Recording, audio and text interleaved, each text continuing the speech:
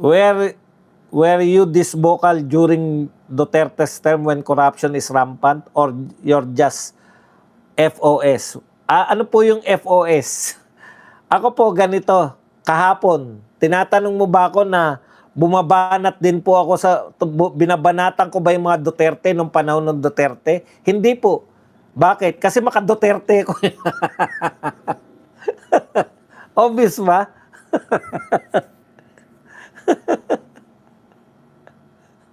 Ako po tapat akong tao. Tinatanong mo ako, binabanatan ko ba si Duterte nung panahon ni Duterte? Hindi po. Bakit? Maka-Duterte ako eh. Pero bakit ako maka-Duterte? 'Di ba?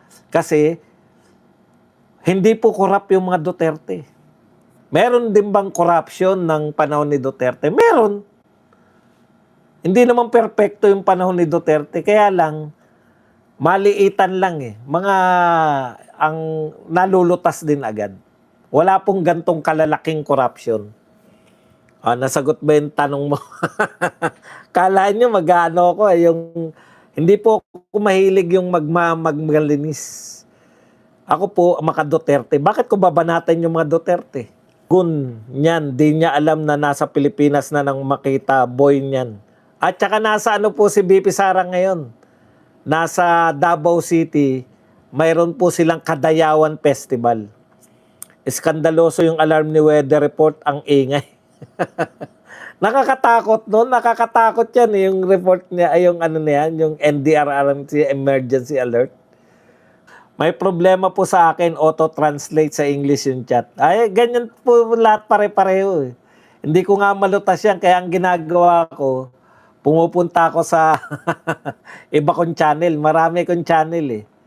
Ang mga channel ko po, Bad Aratilis, Pindot na TV, tsaka Lakbay Badong. Yung iba, mga kumukuha ng aking i-report nyo po sa akin pag may nakita kayo. Yung nakita ni Jonathan, ako po yan, si Bad Aratilis. Crisel, well documented ang covered Diskaya started during 2016.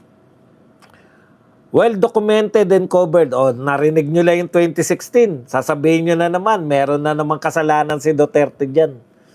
Alam nyo po, kung yung mga, anong tawag dyan, mga contractor, kumikita po noong 2016, wala naman pong, nung panahon po ni Tatay Digong, wala po namang naglalakas loob na contractor na mag-ghost project. Yun po ang masasabi ko sa inyo. Well documented din yan. Kasi kung may nakita po, kahit sino dyan, kahit sa yan pong mga kalaban nating media, pag may nakita po silang mga ghost project, paulit-ulit po yan. Ito ghost project ni Digong, ito. Walang katapusan yan. May naririnig ba kayo sa media? Wala, di ba? Maski sa Rappler, ang titindi po niyan, wala rin.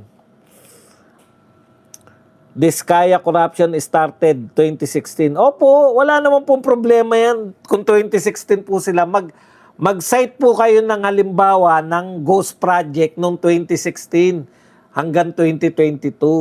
Yun po yung hamon namin sa inyo eh. Wala naman pong problema, wala pong problema na may corruption noon. Pero hindi po kasi nilala nito. Ang mga corruption lang noon, mga tongpats lang, ganun. Naintindihan nyo? Hindi po yung ganito. Kala nyo ganito ba yung corruption nun? May mga ghost project? Wala po nun. Ako wala akong presidente pinintasan, only si BBM kasi is the worst president ever. Worst pa din kay Idi Amin. No comment po ako kay Idi Amin kasi baka hindi nyo kilala si Idi Amin. Chismoso lang yan, huwag niyong paniwalaan ni hindi abogado o politiko. May radyo ba si Senator Marcoleta sa Oblu? Sana'y nakakapakinig siya sa iyo, Boss Bad. Sana nga po, napapakinggan tayo. Senator Marcoleta, konting tiis lang. Alam naman natin na ikaw ay makakalaya din. Pag nakalaya ka po, sasalubong kami sa iyo. Congrats to our BP ulit. Ayon sa WR numero for presidential, number 1 pa rin si BP, 39. Lenny, 29. Erwin, 14. Virus, 2. Hindi po ako naniniwala sa ibang sa ibang mga pasensya na po kayo.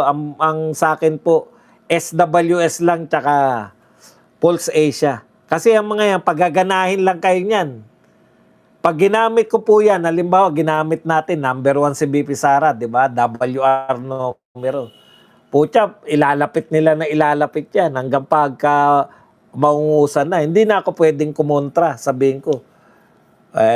Pagka pabor kay BP Sara, ginagamit mo yung survey. Pag hindi pabor, hindi mo sasabihin mo, peke. Di ko po sinasabing peke sila. Ang kulang po nila para maging kapanipaniwala, yung tagal. Kailan lang yung mga WR numero na yan? Marami na pong survey company na nawawala po bigla. Di mas importante pa pala ang gymnasium na Naga kaysa flood control sa Davao City. Mas urgent pala ang palaruan. Correct. Kaya po ganyan pera, binigyan ng 500, hindi nakalaban si Marcos. Yun po kasi sa kanila Sa kanila po mas importante yung politika kaysa sa tunay na serbisyo. Boss Baz, Badong, may mga papansin lang yan, utak burak. Hindi po, ako po, very willing ako mag-engage. Ini-engage ko sila kasi po, ang katotohanan po, naniniwala po ako, pag matalino po yung tao, kaya niya pong tumanggap ng katotohanan. Pero kung hindi ka talaga matalino at nang uurat ka lang, wala ka talagang tatanggapin. Imagine niyo ang ganda na argumento ko sa kanya. Kasi sinasabi nila, 51 billion ninakaw. Ba't hindi na lang yun ang ikinaso sa mga Duterte? Di ba? Wala nga silang makita Sana dumaan din si Boy Toke sa Ilocos Norte. Yun nga, di ba? Ba't hindi siya dumadaan dun?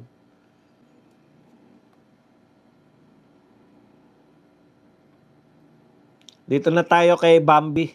Panahon po ng Bendalo ngayon. Weather lang yan, sabi ni Abilian. Boss Baz, kung gusto pala ng prosecution team at opening statement, sana ginawang witness si Models of Manila. Correct. Japan International Cooperation Agency.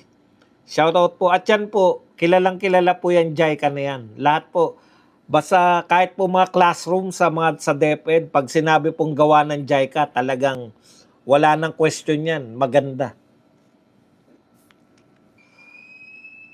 Boss, ano masasabi mo? Daming nambas kay BP Sara about Pac Silica. Parang wala daw alam sa issue. Di sila na may alam sa issue. Boss Baz, ikaw ba naman busala ng 500 million? Hindi ka ba pupuri kay BBM kung ikaw si Lenny? Ayun na nga po yun, nakikita po natin. Tama po kayo, ako bigyan ng 500 million. Pucha, hindi lang po ako pupuri. Magiging tagapagtanggol pa ako, 500 million. Pagkatapos ng termino niya, mamamahinga na rin ako. Pucha, tapos na tayo pare-pareho. Kaya sasabihin niyo sa akin, si Lenny, yung prinsipyo kay Lenny Robredo talagang questionable yung prinsipyo niya noon pa. Mahirap talaga. Pag nagsisinungaling si BBM sa SONA, humahabol ang kalikasan sa kanya. Wala na po yan, hindi niya kayang sagutin yung tanong ni Pangilinan.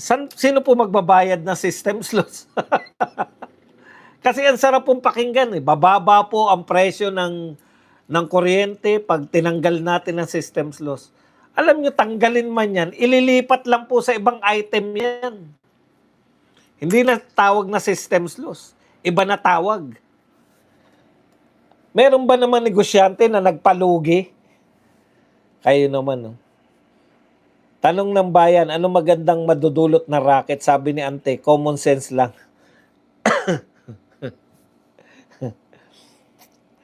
Yung MRT-7 nga sa Commonwealth, di nga magawa, racket pa. Alam nyo po, kasi walang gumagawa. Malamang wala ng budget yan. Nung panahon po ni Tatay Digong, pag dyan po ako dumadaan, lahat po yung buong Commonwealth na yan. Trabaho po ng trabaho mga tao dyan. Ngayon, wala ka na po nakikitang trabahador. Diyan po ako nanggagaling eh. Pinapakita ko po sa inyo yan, di ba? Pag papunta ko rito sa Makati, makikita nyo po, wala po mga trabahador. Paano tatakbo yung MRT na yan? Kusa ba yan?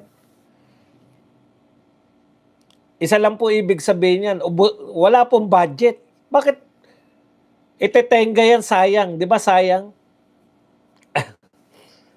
Boss Buds, made in Bukawi pala yung rocket, baby rocket. Pati si Pacquiao, pumupuri na rin kay BBM, may tama na yata yung utak dahil sa, matagal na po tayong, matagal ko na pong sinasabi, si Manny Pacquiao po, number 1 fan ako niyan sa boxing. Pero pagdating po sa politika, hindi po. Walang kwenta yung witness kahapon, walang makuhang anti-Duterte senators kung hindi ididiin lang nila yung word na unusual. Sakay naman ng mga mainstream. Hindi po sila sakay, bahagi po sila ng propaganda machine. Yan pong mainstream media ay bahagi po ng propaganda machine yan. Hindi lang po sila sumasakay basta. Ano na po nangyari sa 500 million? Yun na dapat tignan. Kung ano na development o wala na silang pakialam kung saan gagamitin, dapat meron din tumitingin kung saan dinadala. Doon nga ni sa sa Robredo Gymnasium ba yun? O kung ano man ang tawag doon, sports center. Good morning, Boss Buds. Yan. Yung pangsauli nila sa PhilHealth. Di ba kinuha nila sa budget uli? Paano pa ang systems loss? Correct. Sa tingin nyo ba papayag yung may-ari ng Meralco na sige tanggalin po namin. Ibabawas po namin yan sa aming kita. Hindi po papayag yung mga yan. Yung subway nakatenga. Walang budget eh. Congrats Boss Buds. First in line ka sa pinasalamatang vloggers ni BP Sara. Si BBM kailangan niya magpagawa ng racket para may gagamitin siya na tatakas papuntang buwan. Kasi alam niya na makukulong pagdating ng 2028. Kaya po todohan na yan eh. Kinakailangan po nilang gawin ng lahat para sila makaalpas ngayon. Kuya Buds, yung train papunta ng Clark, wala nang nagtatrabaho kita sa NLEX, SCTEX, Mabalacat. Yun na nga po, tigil nga po lahat eh, di ba? Paano po tayo maniniwala na mabubuksan na yung mga yan? Sir Bad, si Senator Marcoleta magtatanggal ng systems loss. Pinakulong pa po.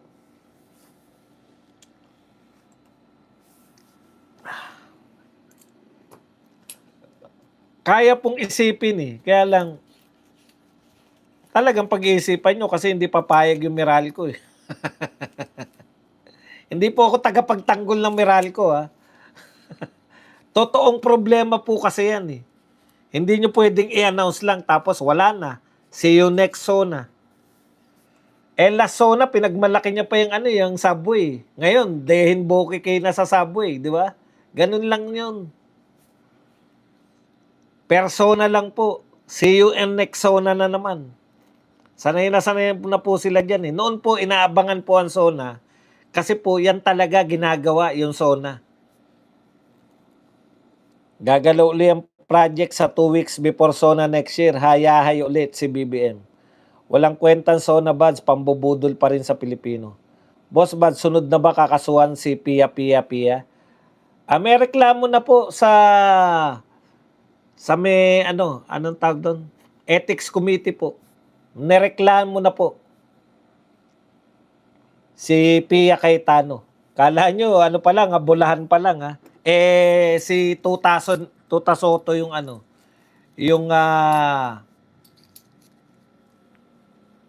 Ethics Committee Chairman.